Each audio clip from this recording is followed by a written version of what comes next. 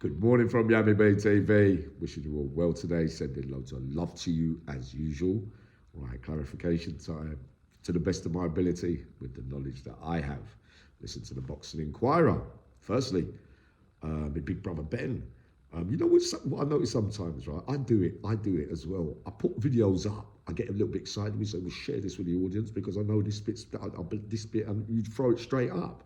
But there are little bits that afterwards you say, I could have just said that bit to make sure they understood what I meant on that bit and that bit, right? So the Boxing Inquirer rightly says, okay, he reports that Mickey Gluckstead had 2 fights with Lenny Maclean, right?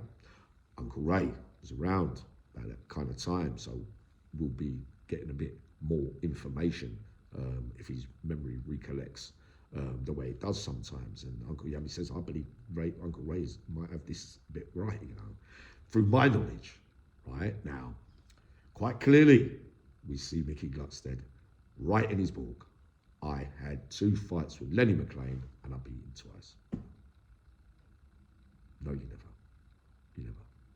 The pub fight that Ray Hill, Uncle Ray, is talking about, no one won. No one won. It was a scramble. You can't call that a win. It's undecided. You know what I mean? It's almost like a barroom brawl. You know what I mean? With everyone there and people falling this way and that way. No. No victory there.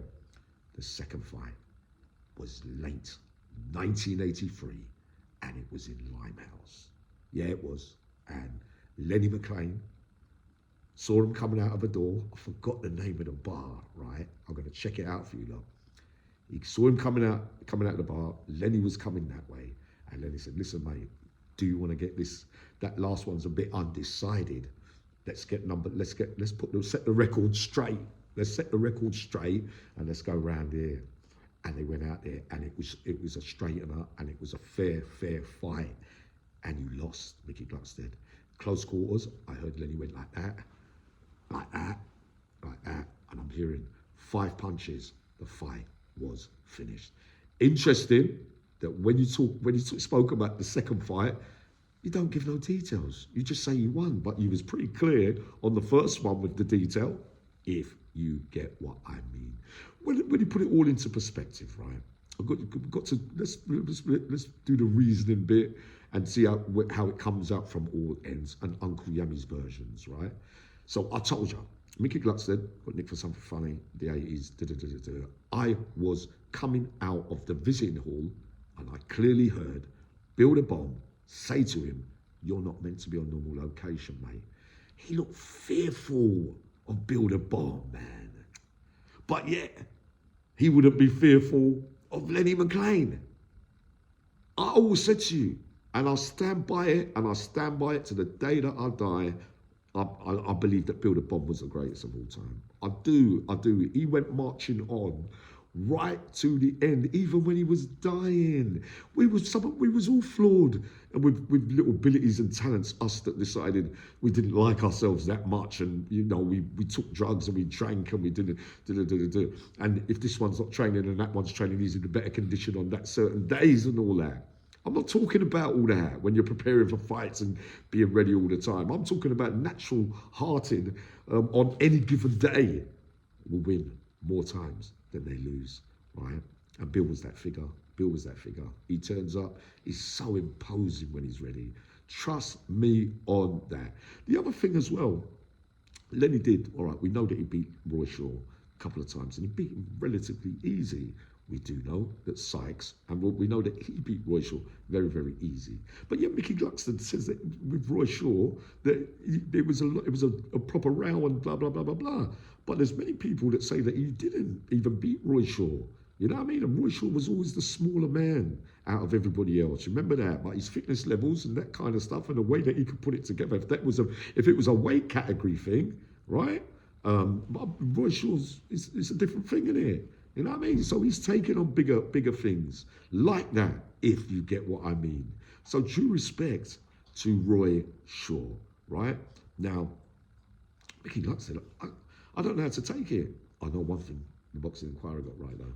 Jimmy Owens did pull back the catch on the gun, and he did point at him. right? I ain't saying who else was there. I know that Mickey Gluckstead was having a straightener of some kind with another fella, right? But that is true, and that fella did say to Jimmy Holmes, don't leave that, I'll have him, leave it.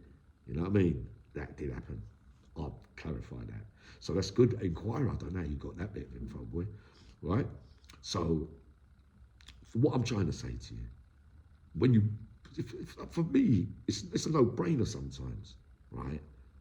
When you're saying to me, Uncle Yummy, yeah, but Lenny would have beat Bill at this time and that time and this win and that one. I'm not going to get into all that. I'm telling you that the figures involved in all that fighting thing saw Bill a bit different, unpredictable. Like someone we know on certain days, it's a volcano. And you know, on certain days, all right, yeah, if you can see saying, all right, if he's going to throw, he's got to win in the first 25 seconds or that kind of stuff. Well, often he did. But he could still, still had his fitness during certain times. Because remember, Bill used to pop in and out of the boob a little bit more regularly than the rest of them. Right, even if for short periods and that kind of stuff. I could tell you categorically on the last days, sadly, before the big man's death, he was going on the yard. There was only a few months to live, and he was still marching through onto the yard, doing what he does, the way that he'd done it. It's no good saying, yeah, but he was a liberty taker, he was a bully, and oh, for goodness sake, man, it wears a bit thin. It wears a bit thin in the end, because all those fighters had bullying in their armory at some stages during life. Every single person that never got their way with them, or they were spoken to funny, or they got chinned, or they said were there when something was said, they would all say, someone would always say, yeah, but he was a bully though, he didn't have to say that, and da-da-da-da-da.